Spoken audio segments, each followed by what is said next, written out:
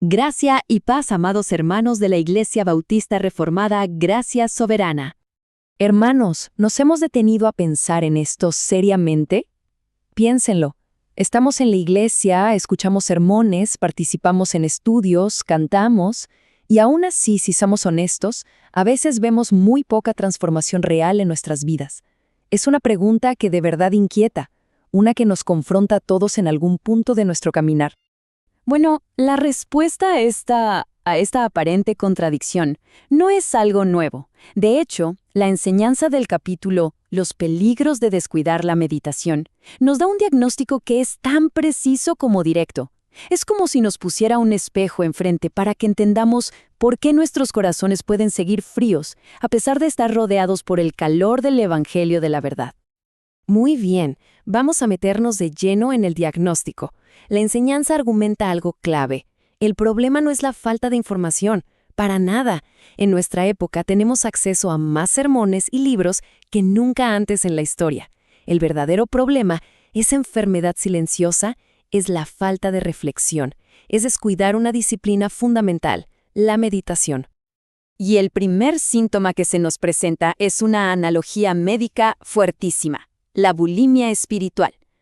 Consumimos sermón tras sermón, estudio tras estudio, pero no hacemos la pausa necesaria para digerirlos. Saltamos de una comida espiritual a la siguiente sin dejar que la verdad nos nutra de verdad.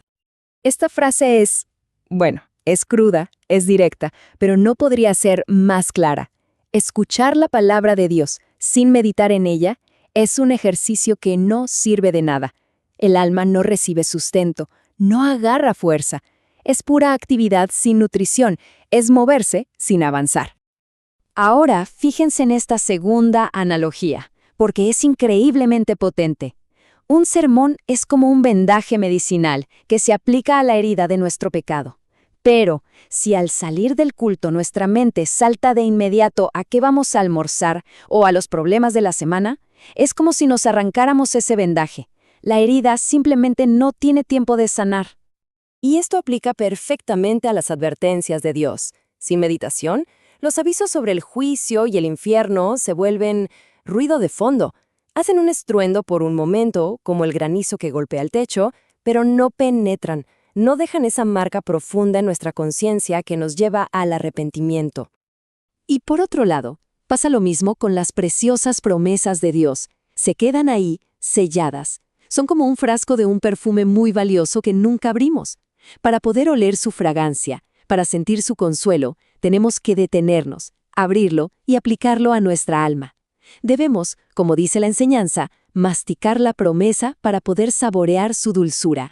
Ya que diagnosticamos la enfermedad, la enseñanza nos lleva ahora hacia el remedio, y es un remedio que Dios mismo ha ordenado. La solución no es un invento humano, para nada. Está profundamente arraigada en la forma en que Dios diseñó el alma para que responda a su verdad, y todo comienza con el arrepentimiento. Miren qué reveladora esta secuencia que nos da Jeremías. El camino hacia un corazón endurecido no es para nada complicado. Empieza con el pecado, claro, pero el paso fatal es la falta de reflexión. Si no hay una pausa para preguntarnos ¿qué he hecho?, la puerta al arrepentimiento se queda cerrada con llave. Esa pregunta es el fruto de la meditación.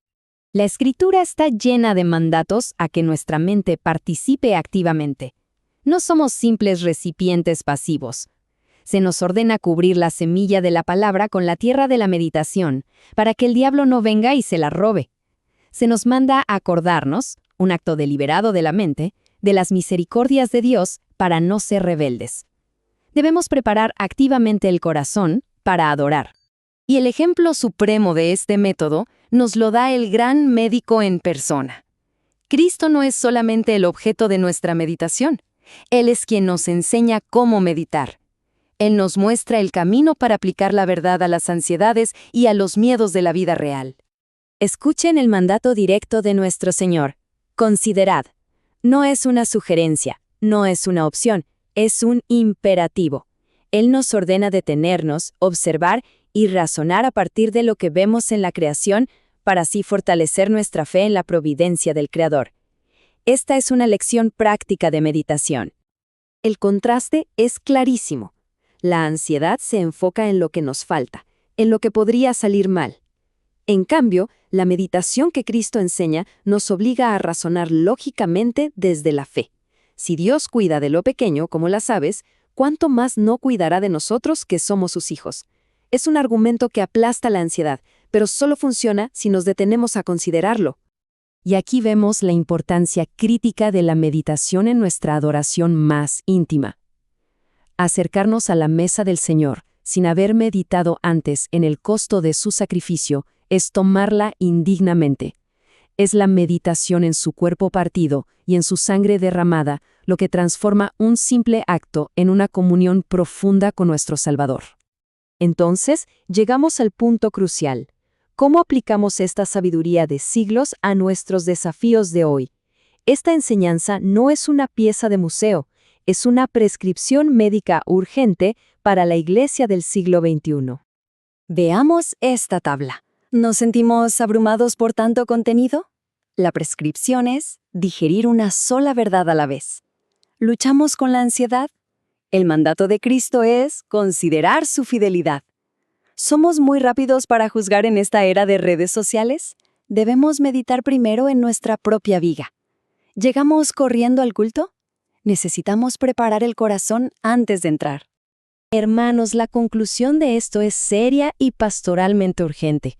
Descuidar la meditación no es una falta pequeña, no es algo trivial, es la raíz que alimenta la dureza de corazón que nos vuelve ingratos ante las misericordias de Dios y que convierte nuestra adoración en un acto hipócrita, un acto vacío. Y esta última cita resume toda la exhortación de una manera perfecta. Dios nos ha preparado un banquete de gracia en el Evangelio. Pero es totalmente posible morir de hambre en medio de tanta abundancia si nos negamos a masticar la verdad, a hacerla nuestra a través de la meditación seria y constante. Y así nos quedamos con esta pregunta, una pregunta que cala hondo en el alma de cada uno.